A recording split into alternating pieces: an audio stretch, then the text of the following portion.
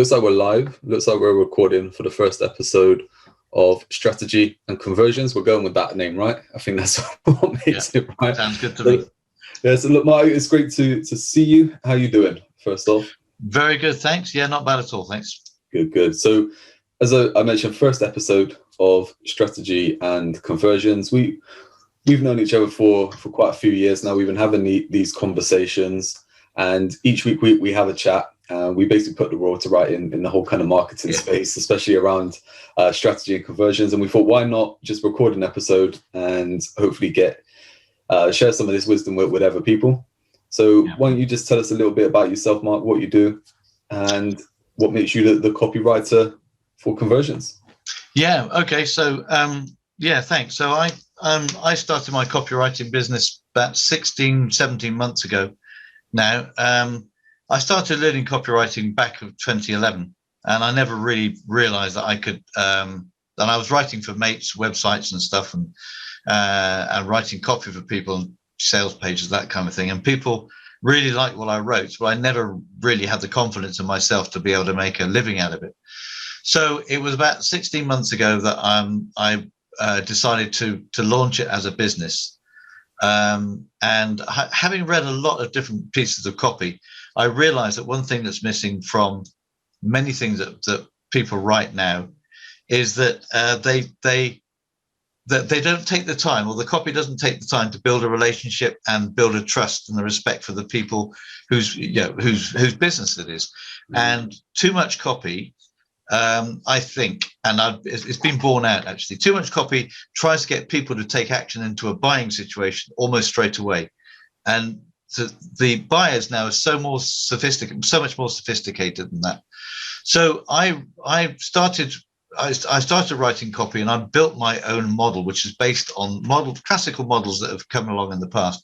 And I actually call it a new evolution in copywriting. And the model I used is called GREAT, and which I can go through in a minute.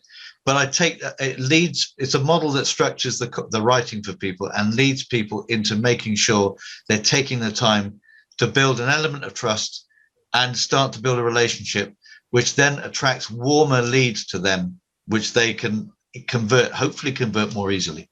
I love it. You're talking my language there. I think that's it. I think you kind of touched on the point of people kind of looking at that instant reward from their marketing in general, but especially from their content. And I think for me, around the kind of strategy piece, so obviously you mentioned your company. I think I got involved in internet marketing about kind of 10, 12 years ago now. And about 5 years ago, I set up my business where I was doing bits and pieces of marketing for people. So, websites and social media and all sorts of different kinds of advertising.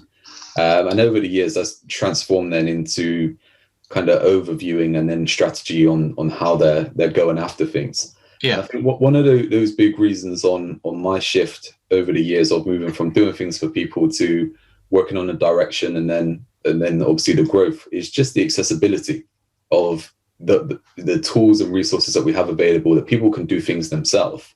Yeah, but I actually think the strategy and copy are probably those things at the minute that those are the areas that people need help with, because it is that direction of working out where you want to go and how to get there, and then how that kind of copy can support the tools and things that you can do yourself. Of course, you can get other people to do things for you, but you can do some of those things yourself, such as websites. I mean, you can set up a website in a day with one of these sort of builders which are out there, and anyone can take to social media and post and obviously do videos and everything else which is out there.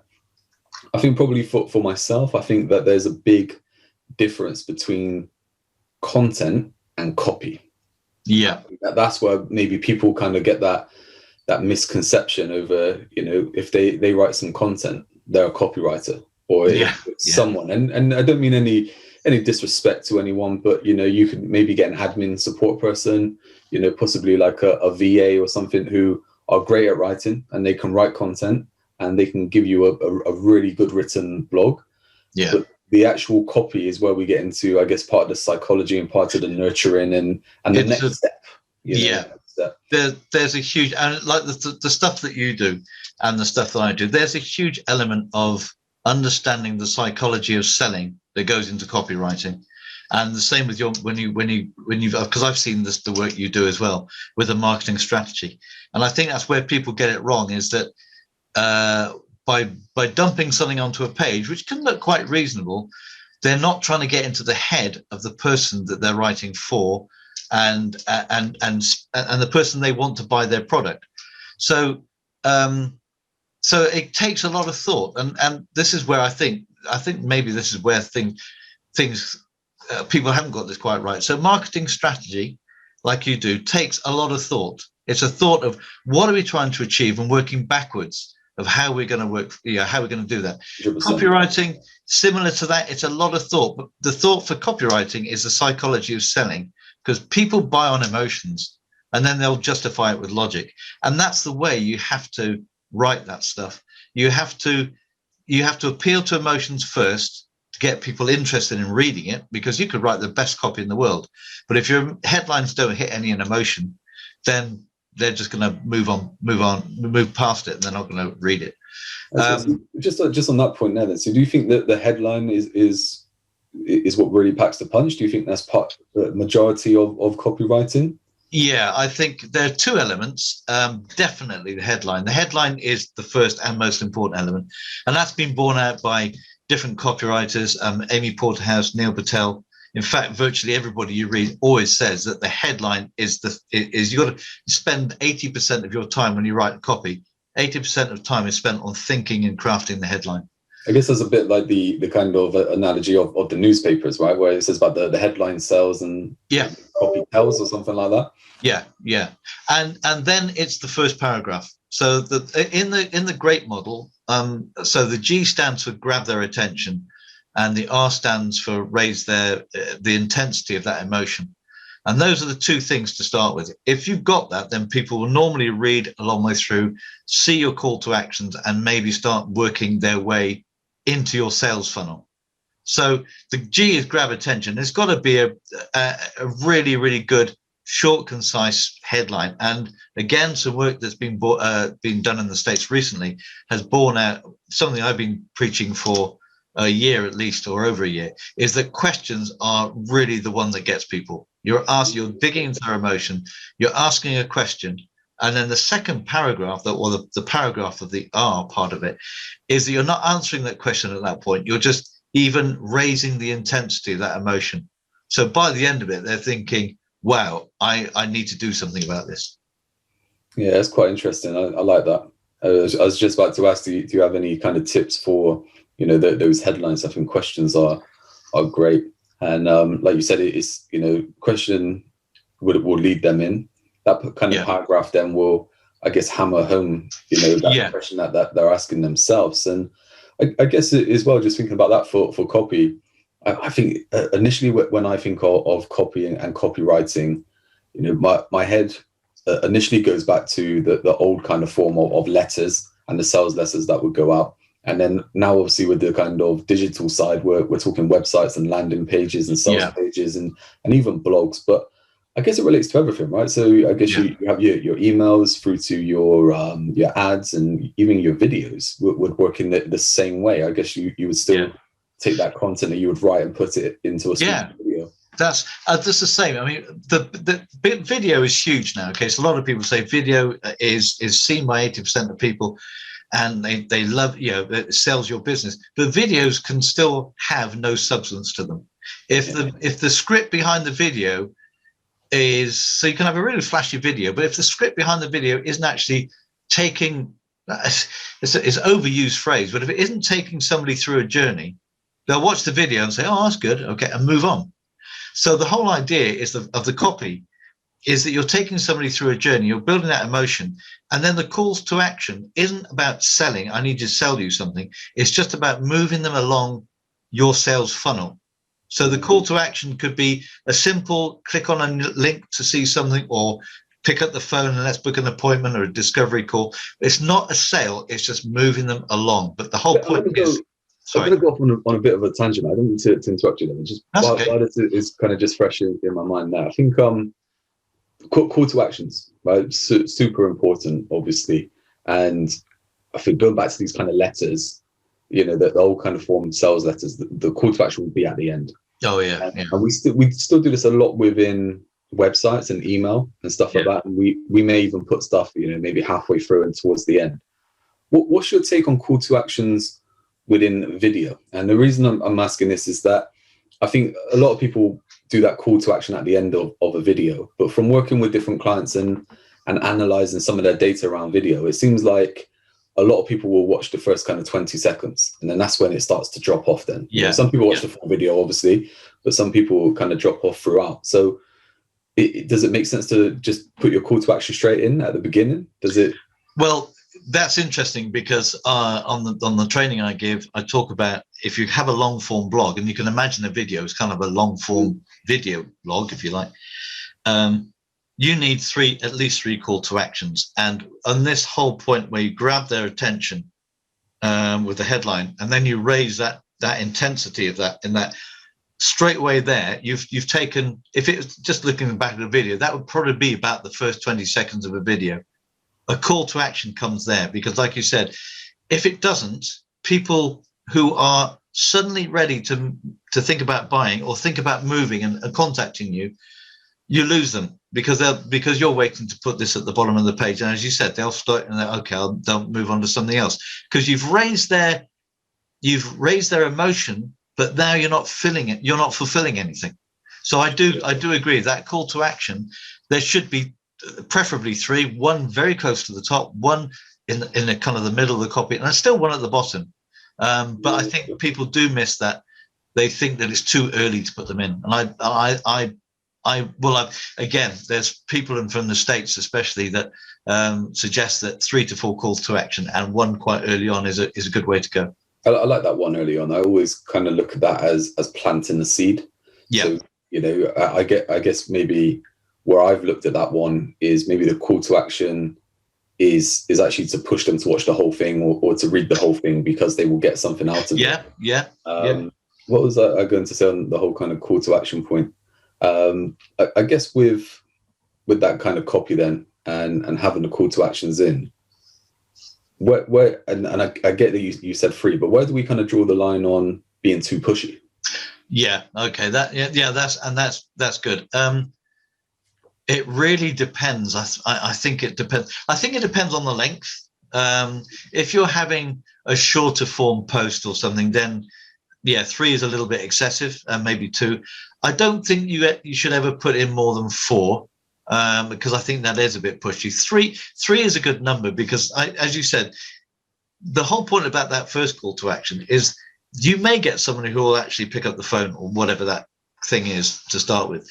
The call to action can be read the rest because there's something really good at the end, which is used, and it's a bit of a cliche nowadays because people understand, but they'll read to it, or it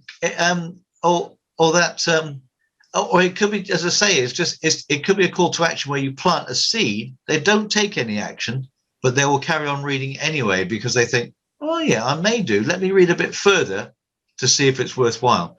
So just by having it there, it's planted that seed. I think if you get beyond, if you have a call to action virtually every paragraph or every piece of the video, then I think people will just click off. So I think you can definitely oversell. And I have seen that from many of the Facebook ads where people are constantly overselling. And I don't know what. I think from my view on that is sometimes when you see some of these posts and you see the call to action, you automatically think, well, the whole kind of thing is written then just to push me for the call to action. Yeah. Whereas actually that content, that information that's in that blog or ad or video could actually be really useful and really good. But sometimes you can be put off by seeing a certain call to action. Yes. Is there a certain type or a certain phrase within a call to action that you would use that doesn't seem as harsh or as kind of salesy, if that's a real word? Yeah, I mean, we got to remember that we're all conditioned to take commands from an early age from our parents and our teachers. So we still have, even when they were adults, you still have this thing that will respond to commands. So when you ask with call to action says, do something now, or people still think, people still have this thing that I need to do it. But I believe that I think the first call to action needs to be kind of milder language, if you like. It's asking them to, I mean, just read further to find out more is a call to action. And that is not a salesy call to action, but you're still drawing them into the copy. So I think yes, there are different phrases to use. And I think that, and again, what I'll say to people is when they create call to actions, they need to have different sentences in those different call to actions. They can't have the same one each time. So I think that yes, there is a softer approach. Read further, or have a look at what we have now. More mild language, I think, at the very beginning, and then it gets a little bit more, not stronger, but a bit more commanding as it goes on. I like that. I guess in my kind of focus with, I guess, the overview of marketing and strategy, and we're looking to lead people onto that kind of next stage. Yeah. Is that with those call to actions, I look at mini conversions. Yes, so exactly. We're not necessarily trying to get the sell, no, but we're trying to lead them onto the next kind of step. Yeah. So I guess we can do it as a bit of a bridge, right? So if someone is reading a blog post, we could get them onto a sales page then from the blog post rather than it being an initial sell. Yes, I think that's again a very useful tool. A lot of people spend a lot of money on websites, and a lot of they have copy on there, but the websites don't work for them. So some of the times you have to be using blogs to tend to get people to that sales content, if you like, onto the website. And the whole point about having copy that builds the trust and the respect is once they start to read through this and they thought this could be worth checking out, then it could be just click onto this link to read more information on our website, and then you're taking people to the web, which of course, as you know, the longer they stay on the web, Google love it on SEO and all that kind of stuff. So many different things start to come into play then, and we can do that via LinkedIn articles as well, where you can actually take people away from a LinkedIn article, not a post, but a LinkedIn article, and send them to your website, and it's just reinforcing all the time the copy or the message that you want to put across. That's great. I think that leads me into this question about kind of, I guess, with social media and website copy, is there a difference? That's an interesting one. There can be. Depends on the. I think this is where it comes down to purpose. So each piece of copy needs to have a purpose. Sure. And it could be because you're attracting a person for the first time, or they're within your sales funnel. And if you've got content on your website, it may be serving a different purpose than the post or the thing that you have on social media. So I think in some cases it will be different. And I know that I read something recently actually that Google hates seeing copy that is just the same, copy and pasted and put into different places. So it needs to be slightly different anyway from a Google SEO point of view. But I think that sometimes you're looking for you're putting messages out on social media and pointing people to whatever other area, either a sales page or a website, and the language does need to be slightly different so that they don't think they're just reading the same old stuff again, because that will that's a great way of boring off your prospects. I guess on the whole kind of social media front, and I think this really ties in with that Gary Vaynerchuk quote and book of jab, jab, jab, right hook. Yeah. And it's talking about kind of giving value and stuff like that before we look to kind of, put that punch in for the sell or whatever it is. And for me, what I find with a lot of people in marketing is instead of it kind of being jab, jab, jab, right hook, they either just keep jabbing or they keep right hooking. So everything is just blatant sales, or there's sales within there that you can kind of do that, or people are just so focused on that kind of adding value and talking about how great they are or why you would need them that nothing actually happens to bridge that. Do you find that with the stuff? I do. I do, and what I've found, and I think what it comes down to, again, it comes down to that the purpose of that piece of copy. What are you trying to do? We all have a business, and businesses, and marketing is the lifeblood of business. But unless we're earning an income and the business isn't going anywhere, it just becomes a very expensive hobby. So adding value is great, and the more you can nurture people to help. But there comes a time when you have to say to people, okay, so when you warm them up and have built a good relationship, as you said, that hook has to come in and say, okay, can we do business together? And I think that too many people seem to be in their copy, as you say, always adding more value, and eventually people are going to have read so much they're going to say, well, I don't need your services anymore, thank you, because you've given me some great value. So I think the ratio is about 4 to 1, 3 to 1 maybe, of adding value, and then, okay, so now we're going to do business with you, and that's a reasonable ratio. I think at the moment it seems to work quite well. I guess it is as well. I'm kind of saying, that ratio of sales to kind of adding value. And what I mean by sales is that kind of blatant stuff of, but buy my stuff. Asking for the sale, yeah. Asking for the sale. But yeah. I actually feel like in everything that we do, with every kind of social media post or blog post, whatever it is that we're doing, even though that initial focus isn't for the sale, we are still selling through our content. Always. Yeah.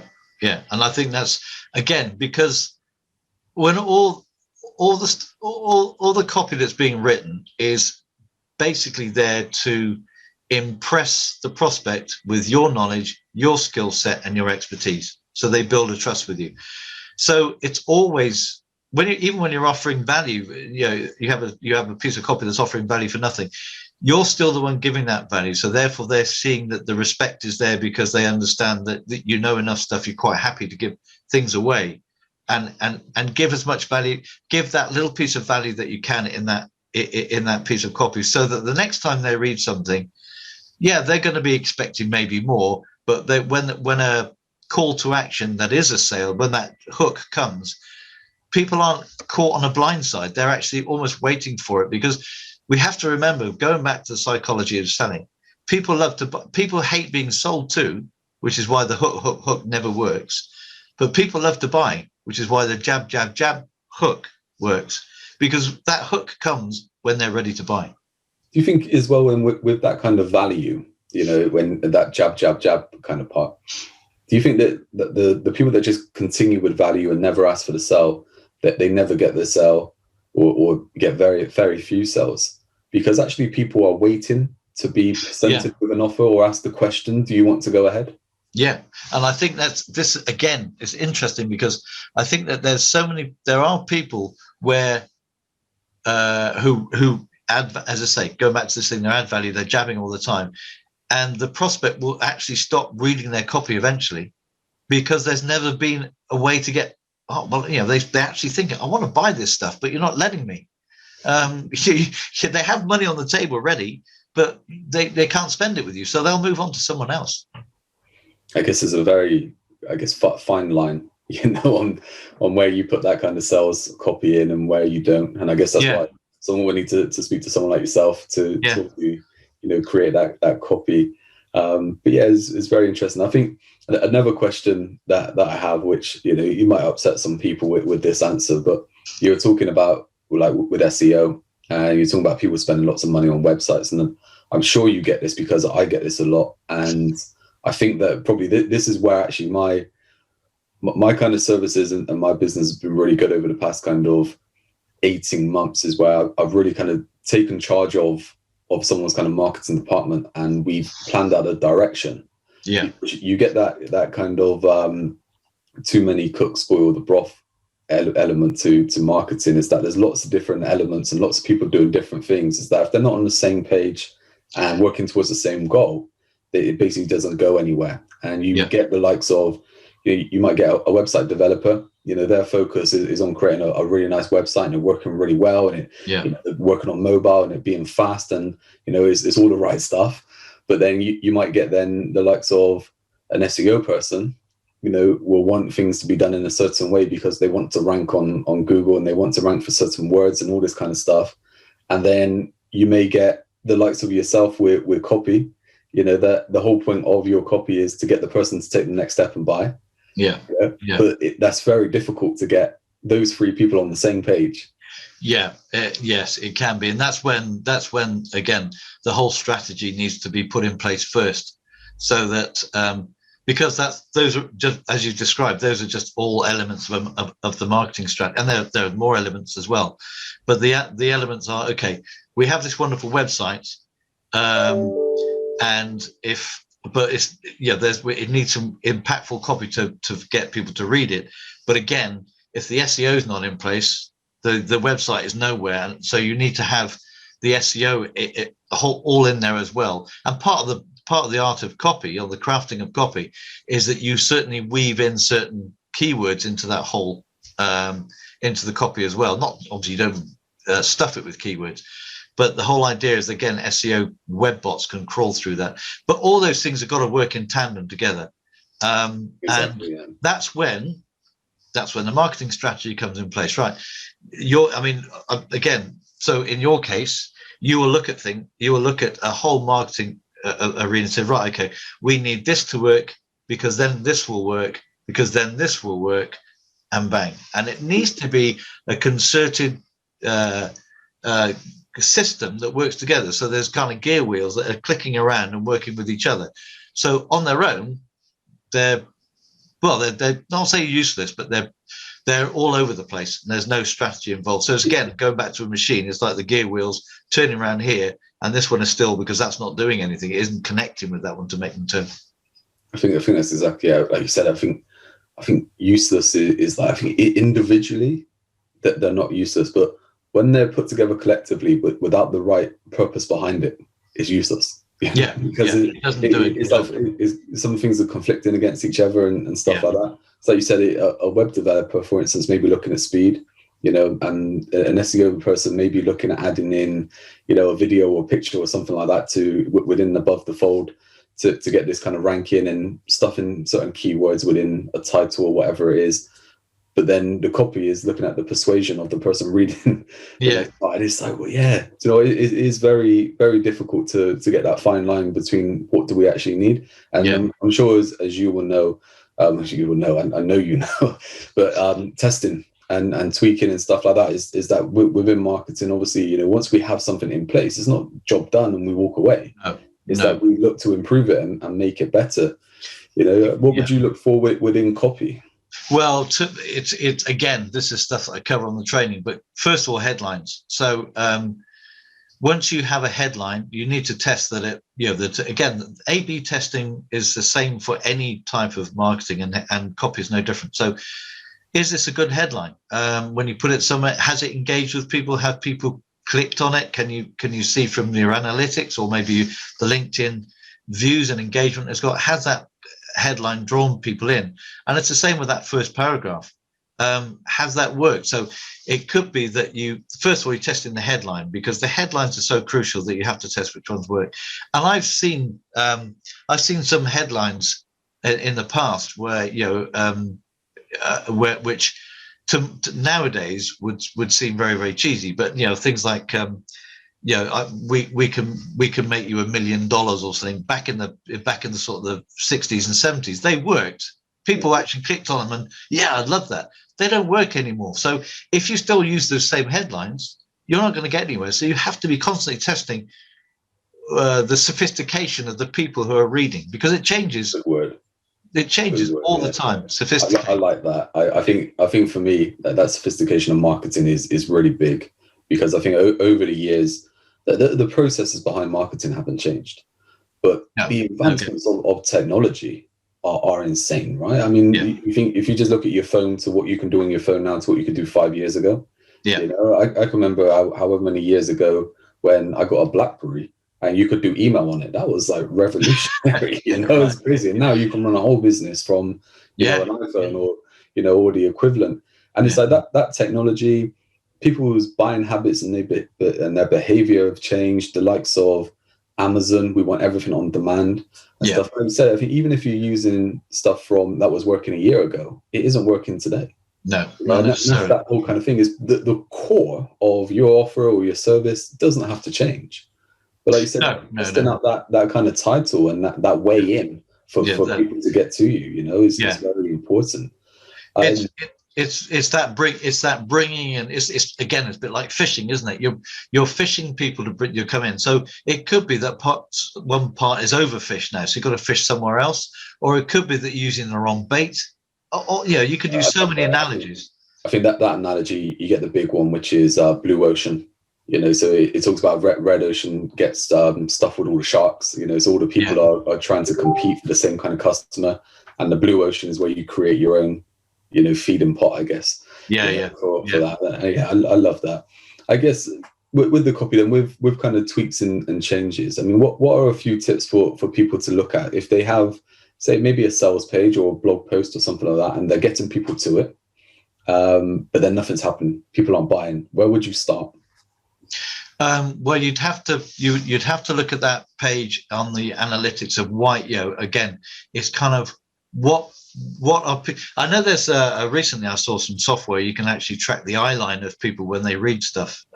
There's a couple there. I mean, Hotjar is probably the one that people put on for free. And then you have the likes of True Conversion and Crazy Egg and stuff do a similar thing. It's great. You get those kind of heat maps and stuff. And so you need to start looking at where people are disengaging. So the whole point is they're engaging onto your. If they're starting to read, you've got them. You've engaged with them. But that's not to say that your copy is still on probation, if you like. If they've read it for the first time, they can quite easily at any stage click off. And you need to understand. First of all, if your sales page isn't producing anything, where are they bouncing off, or where are they clicking off? And you can normally with those kind of pieces of software, you can normally find where they're clicking off. And so that is again maybe a piece of copy that needs to be split tested. So you can still take that piece of copy out, substitute another piece of copy into the same whole sheet, if you like, and test the results. So again, it's still a test. It's always a test. And once you find this, as we know, there's a lot of marketing that is mainly around finding out what works. And once you find out what works, it's then a gold mine. But there's a lot of movement behind that to actually dig into that seam of gold. And that's what a majority of marketing tends to be. You're digging to find out the right ways. When you hit it, it's fantastic. I think that's the big difference, isn't it, within in doing marketing and marketing working for you. Is I think so many people look at that shiny object or different promises, and it's like, right, I need to do a bit of this, or that didn't work, I need to do a bit of that. Everything works. It's just finding out what works for you and how it works in your kind of system. Like you said, tweaking it and testing it. I think we kind of have this misconception of marketing, is that as soon as you press go, that's it. It works and it brings everything in. Like you said, and everyone's different. I mean, I've worked with clients in the same industry in different locations, and what's worked for them hasn't worked for another, and it hasn't worked for the other one. It's the same type of business, it's the same type of customer, just different locations. And it's crazy how if you just tried to put in place what was working for one and it didn't work, well, you pack up your bags and say it didn't work and go in. Now that's it. But finding out what actually does work takes time. It does, and that takes time and takes research, and sometimes that's the boring part of it, is that whole testing and taking time, which a lot of people won't take the time to do because it can be boring. It's the unsexy stuff, isn't it? That's the thing. So, everyone wants that funnel automated. Yes, that's right. Make money whilst they sleep and everything, but no one wants to put in the work to find out how to make that happen. That's the thing, isn't it? It's like with everything. There is an element of work that you need to put in place, the kind of the boring, the mundane admin, to make sure that you track everything. Because again, coming back to marketing is all about tracking. You have to track what works and what's not working. But you can still be tracking, because something may be working 1 minute and then stop working. So it's constant tracking and constant monitoring to find out what is going on. Like you said earlier, what worked last year, a headline that was brilliant last year. For example, headlines like "How to get somewhere by doing something without the hassle of," last year or the year before, were a goldmine. People loved them. They said, and now people look at them and say, "Oh yeah, okay, same old story. What are they trying to sell me now?" And they will not even read it. It's a very good point. I think just in marketing in general, I think like from going back to say 2012 with the whole kind of big change in Google, and that's just to kind of recap it briefly. I mean, you could rank a video or website, sorry, on Google quite easily just by stuffing it with keywords. Google just kind of flipped the switch overnight, was just like, yeah, John, we're not going to rank that anymore. We're going to do things differently. And I suppose when I was getting into marketing, I kind of really missed that boat. I started doing different things to rank websites, but I think I was looking at different kind of tactics, and I wasn't affected by that, but I wasn't really in that sort of game. But what did happen to me is when I was doing a lot of affiliate marketing in sort of like 2014 sort of time, I was using Twitter to get majority of my traffic to websites to buy certain things. And just Twitter just became really kind of botty, if that's the word. I think lots of people were setting up different kind of automations and stuff like that. That it just lost a lot of just audience and interaction. And that dried up quite quickly. And then fast forward to say 2016, 17, I could almost guarantee any client I worked with that we would get leads through a Facebook page. Facebook changed the algorithm, and it's just like, you can now reach like 5% of your, the people that follow you. And there's a massive thing going on right now with a battle between Google, Apple, and Facebook. And this is all around the kind of pixel stuff. So, Apple are saying, well, look, we're going to block all kind of, the tracking when people look through our devices and they get onto the website. Well, we're going to block that because you're making all this money, you're getting all this data and all this advantages. What are we getting? And stuff like that. So, and Google then jumping on and doing the same thing. So all those people that have been remarketing and making lots of money from that kind of stuff, well, that's going to start drying up. So they're going to have to look at that next thing. So it's like, if they're not on that, if they're not tracking things and trying to adapt, well, your business dries up. Yeah. So and it's interesting you make that point, actually. So do you have a kind of an idea or a concept in your mind of what is going to be working in the future? I think the good thing with marketing, and I think however kind of far we go, is I do think that kind of transparency of just being real and honest, and telling people what you deliver is always going to kind of run through. I think something that I've always been big on, especially in the past kind of 3 years, is personal brand.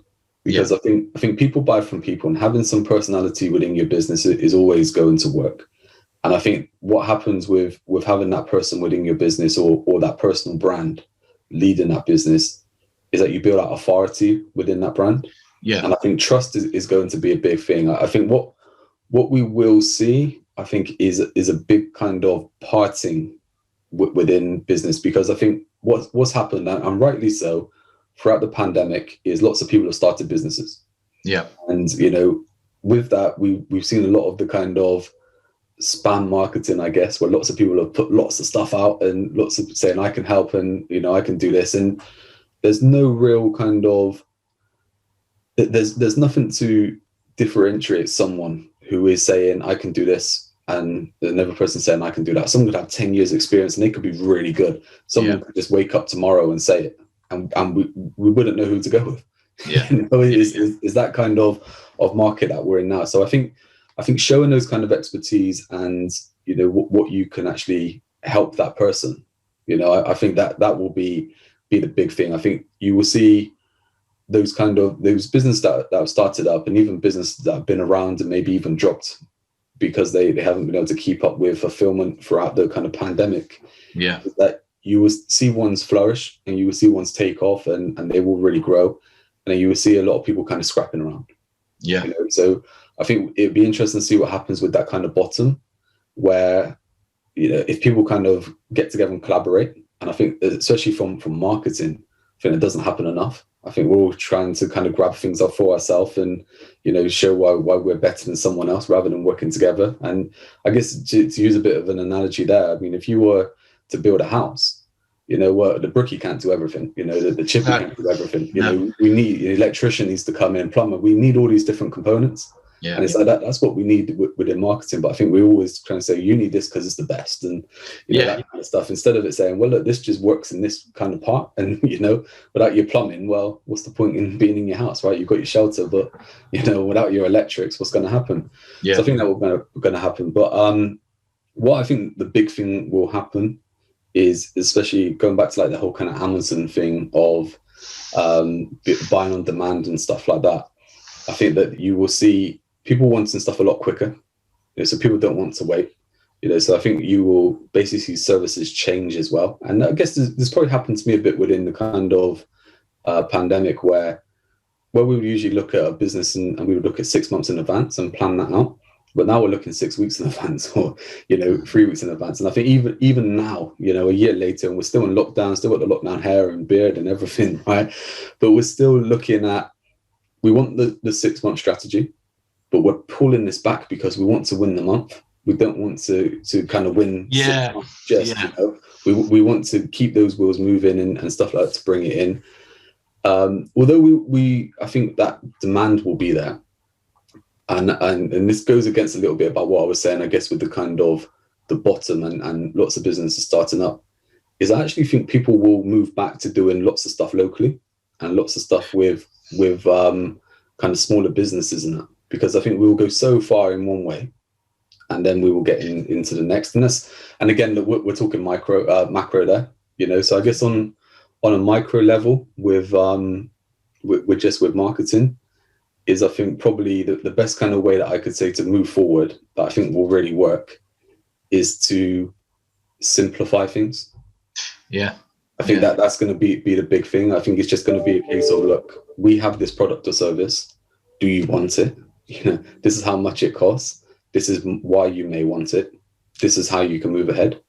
Rather than lots of kind of within marketing, lots of people wanting systems and funnels and, all this kind of stuff. And even, when talking about kind of like building out a house, I think if you have a bigger type business or, an SME type business, you need all these components because you need to build out a house.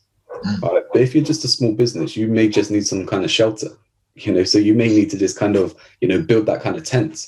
Yeah. And I think that's the big thing for me is I think sometimes people look miles ahead when they just need to look now. And I think if you keep it simple, and I've got this kind of concept that I call the POP, which is your positioning, offering, and process.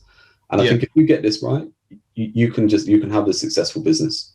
Because it takes one product, or service, and it just really irons out who that buyer is going to be, how they can come in to buy it, what that offer is, that transformation, and then how you're going to deliver that transformation. And from there, you can build out all the tools around that. Very interesting to say that as well, because there's a lot of I write for a lot of coaches, and coaches have this thing that they have to deliver lots of different services at lots of different price points, and sometimes then going back to keeping it simple, you need to stop that. One or two products. You could make a good income from one or two service products when they're sold correctly. If you've got a string of 5 or 6, people can sometimes think, well, even the person delivering it can think, hang on, I'm not even sure where I am on this whole scale. So I know that there used to be the value ladder that was quite a popular, and still is, and I can understand it. It's the value ladder, the whole concept was very, very popular. But you don't need too many steps, because if you have more than 4 and you're getting into a 5th and a 6th, your business, especially when you are kind of a smaller lifestyle business, your business, you're gonna to deliver that, you're gonna have a real problem. So you actually need to keep that delivery, that fulfillment, easier so that you can manage it. Because there's no reason why just with a small set of products you can't have a good business. You don't need to make it complicated. So something there as well is I think it comes down to the type of business. So I think if it's a coach and it's someone working on their own, then that kind of stuff can be crippling. Yeah. Because, if you've got X amount of levels, obviously by the time you move up levels, or if you're moving down levels within a funnel, it's a case of, well, if someone's paying a lot more money, it probably means that you're allocating a lot more time, a lot more resources. So does that mean then that you're taking away from the amount of people that you could get in the beginning. Yeah. And it's like, and that's not necessarily a bad thing, because you could be making more money, but then your risk is high because you're only dealing with one person. So if that person pulls the plug, all of a sudden now there's no pipeline, you know, because you've stopped bringing people in, you know, and you've got no revenue because that person's gone. You know, so I think that you say it can be really difficult. You can have that, you know, just one or two options, and it would work great. You know, and then as you kind of get a bigger business and stuff, it could be that way. And one of the things that I dislike about that whole kind of value ladder kind of thing, I think having the right kind of steps and having those services are great. But I think so many times people are saying you have to go through one level to get to the next, to get to the next. But sometimes people just want that bigger product right now. You know? And I think that's it. You know, I think that's something I was meaning with that kind of Amazon kind of on-demand feeling, is I think people want instant results. And like we said with marketing, I think it is managing expectations, but it's also explaining, I guess, that those kind of mini conversions are the mini results for people as well. So you know, how they are progressing, you know, and I think that's the big thing. Like I said, with my kind of services, where we looked at 6 months, is that, well, okay, look, we are planning out how we get to that place, but we're looking at that big goal being in 6 months. But look, let's work on that goal being 4 weeks time, you know, so we know that we've achieved that goal. You know, whether that goal could be quick income, it could be, you know, that it's getting a product to market, you know, and stuff like that. It's like, we need those milestones, we need those goals to hit to get there. So yeah, I think marketing in general, it's a funny one. There's lots of things that go into it. For me, there's not one size fits all, you know. Otherwise it would be quite easy. You know, that's right. But I think it's just a case of working with someone to figure out what it's going to be.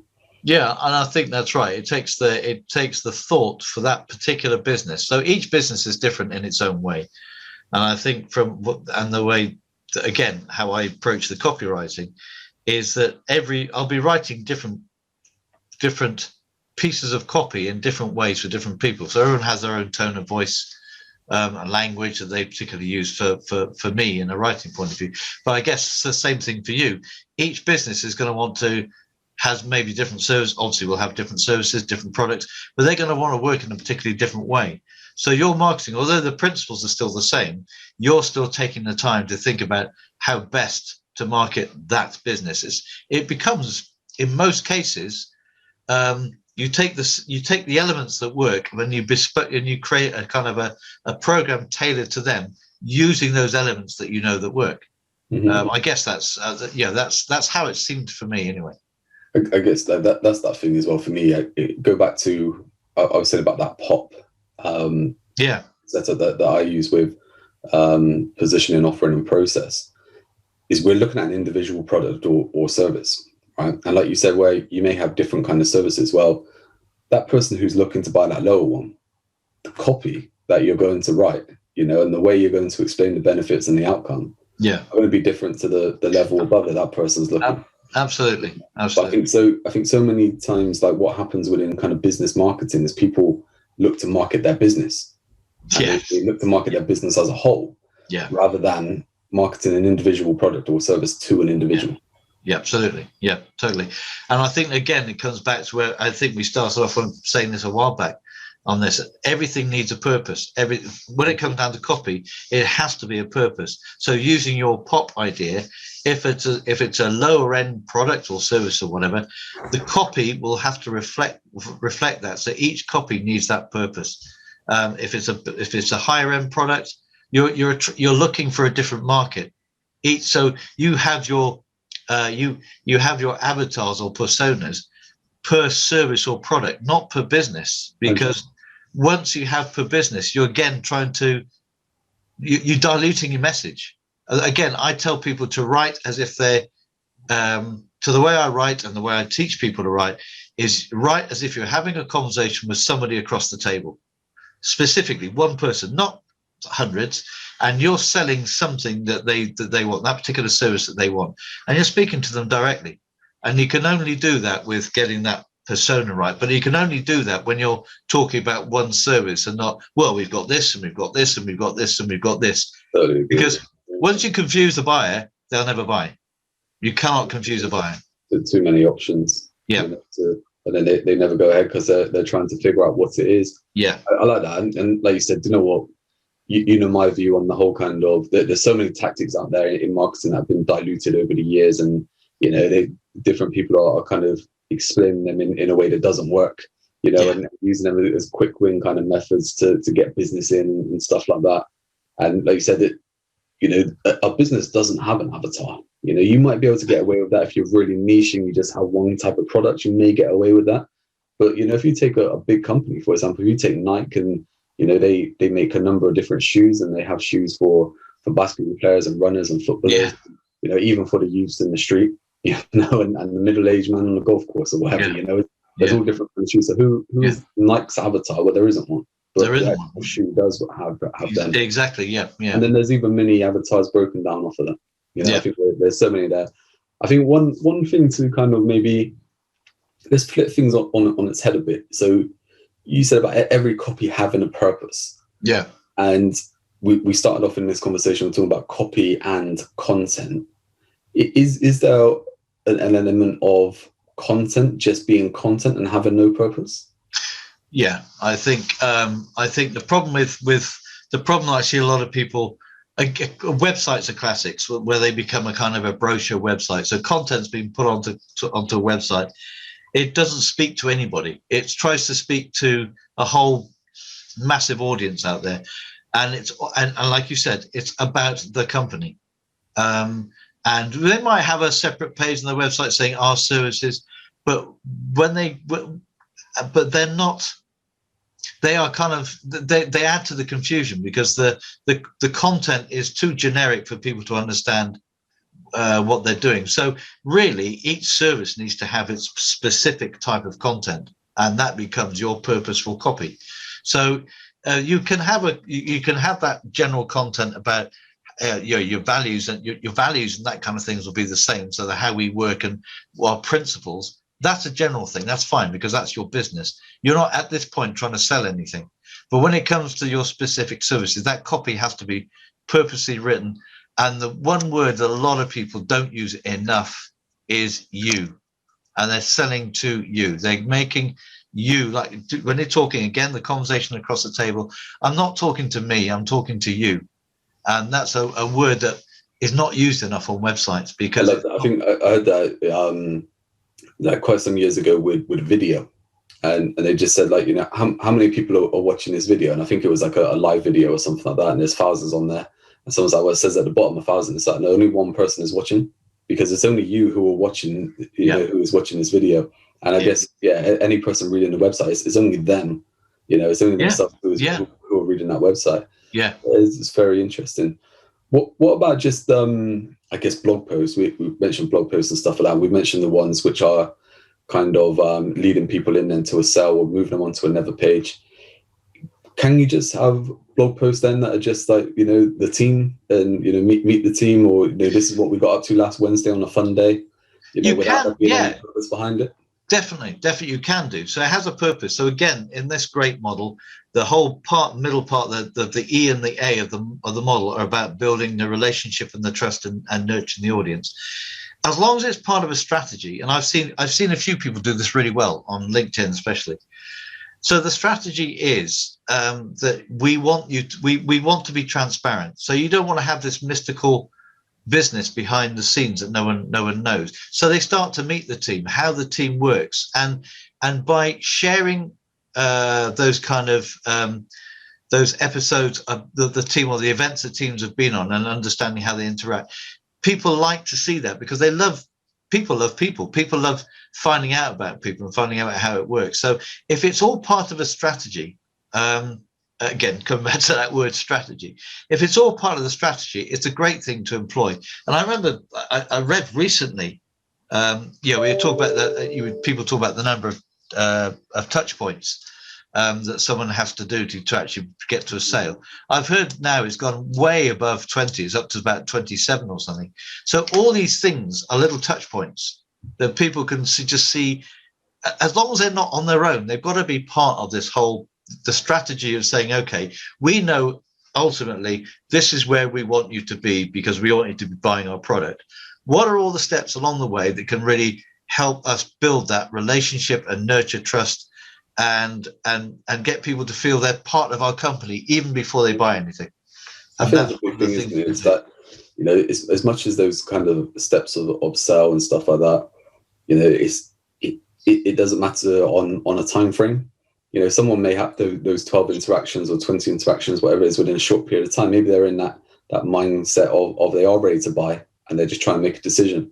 But someone else may take 6 months, you know, to buy. And it's all those kind of interactions that they see. Absolutely. I think for me, there's this big thing.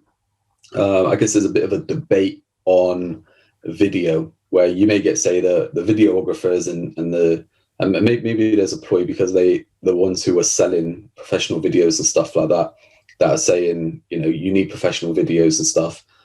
But then we're also seeing a way where people are seeing that they're professional videos and they know they're kind of set up. Whereas sometimes you then have the kind of raw videos of just kind of pressing go on your phone and doing a video. You know, I think we've probably got to a stage now, especially in the past year, and you see it on LinkedIn and stuff like that, where even though they're looking like they're raw videos, they are set up because the person's planned that out way in advance and stuff like that. Yeah. And I guess you then, I guess this kind of video, for example, you know, is raw. We don't know what we were going to say. Yeah. The conversation's just rolled for however kind of long. But we, just from kind of having these conversations, you pick up on little things that we probably covered so much stuff that we wouldn't have covered if we sat down and planned this out.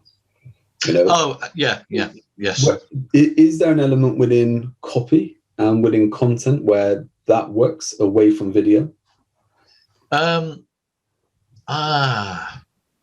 Is there? I guess it's kind of creating. So again, copy is very tailored, I suppose, to a certain extent to talking to the person. But when you ask questions, and you can expand on those questions, you can start building in the kind of mini conversations. But it's difficult in just having in copy presenting that way, because it can only be as interactive as the reader wants it to be. So you've got to be kind of putting the things in. But certainly questions are the interaction in copy is when people start to think about your copy. So when you can ask open-ended questions, because they always normally have to be open-ended questions, and when you start a thought process in the reader, you are in effect interactive. You're interacting with them. Now, you're not having a conversation on the page, because that's very, very difficult to do. So that's the extent that copy can actually create an interactive process. But I guess on video, you can do the same thing where you're just asking, you maybe have, you can script in where you're going to be asking a couple of questions, and you just allow the conversation to flow. Very much like we've been doing here, and you allow the conversation to flow. So it's probably easier to have that interaction. Well, obviously it is on video than in copy. But this is, again, comes back to why I think headlines should be open-ended, short, and always be asking a question. And even, especially when it comes to short posts to do on LinkedIn, is you ask a question at the top and even ask the same question at the bottom. So, for example, I wrote a blog I put out recently was, "Is your copy bland, or are you bland?" I think it was, with a question mark. That makes people think, "What do you mean? Am I bland?" Yeah. So they think, "What's that?" I like that. Yeah. So they click onto it, and I talk about focus and your personality coming through, and at the end of it, I'll say, "So are you bland?" And that makes them think, "Oh, hang on, he could be right, actually. Maybe I'm not doing those things." And the whole idea is to get them thinking, and from that, I've actually had inquiries from someone who said, "Look, I don't know if my copy's up to the scratch. Can we work together?" But it wasn't a sale; it's just a question. But sales are conversations. Sale is just a conversation. I think from that kind of copy, that makes perfect sense. I think there's a big thing around like know, like, and trust. People say about, know, like, and trust. People like to buy from people that they know, like, and trust, and I buy into that, because I think that does happen. You kind of you get to know someone, you trust them, and you buy from them. I think sometimes we still buy from people we don't like, or we don't know. It's like maybe we wouldn't buy from them if we didn't trust them. But sometimes we would buy because we know what we're getting. Maybe they're the only person. But what I like to look at with marketing is that we go beyond those levels, and I call it intrigue, intent, and desire. Because what we're doing there is we I guess from like headlines and stuff like that is we kind of want stuff that is going to intrigue people into wanting to know what it's all about, or the next kind of step. We want that kind of intent then, so people who are showing intent, to maybe move through, and then we want people who have that desire to obviously then either purchase or book that next step to speak with us.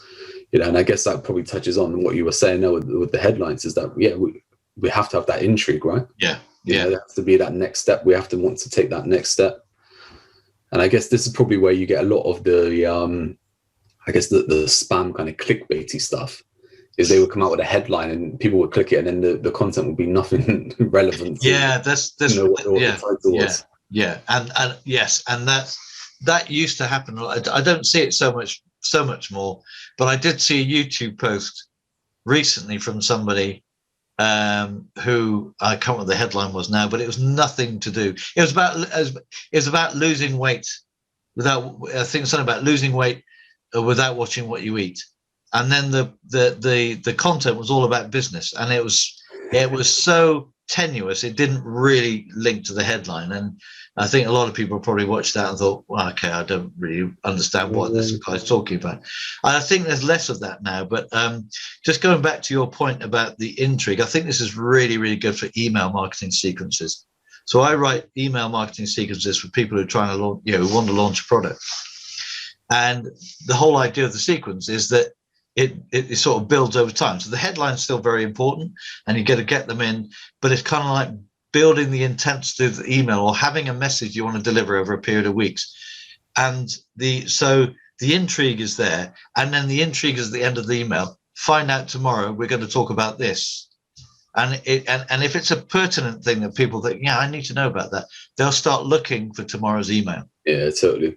So I think there's a great element of that in kind of like the old if you remember the old Batman serials, you end on a cliffhanger. I think, but I guess that is it, isn't it? Like, you think like those cliffhangers, like EastEnders, for example. It is that as soon as that kind of boom boom boom clicks in at the end, it always ends on a cliffhanger. It's not just like someone, it's not just a nicey kind of thing. No, that's right. And it finishes. Right. It always kind of builds up to you have to watch the next episode. And I think that's where that so you build that intent. And I think and copywriting it's been around for years, and it still follows, again, very similar to marketing, still follows the same principles. And the principles are really, you have to appeal to emotions first to get people to read. And it's very simple. The simple principles, but people buy on logic, and then they'll buy on emotion, and then they'll justify that with logic. And a classic magazine that has been around for years is Which magazine, which has the emotion, and then it gives you the backup of the logic. So the emotional side, it comes up at different cards, and then the logic of why this one's the best one to buy, or whatever. It gives you kind of a sequence of an analysis. But again, you just got to look at people who go and buy houses or buy kitchens. There's normally an emotional person, often the wife. I'm not trying to be too, but often it's the wife. I love this kitchen. And often it's the husband who thinks, yes, but can we afford it? Does it tick this box? Does it tick that box?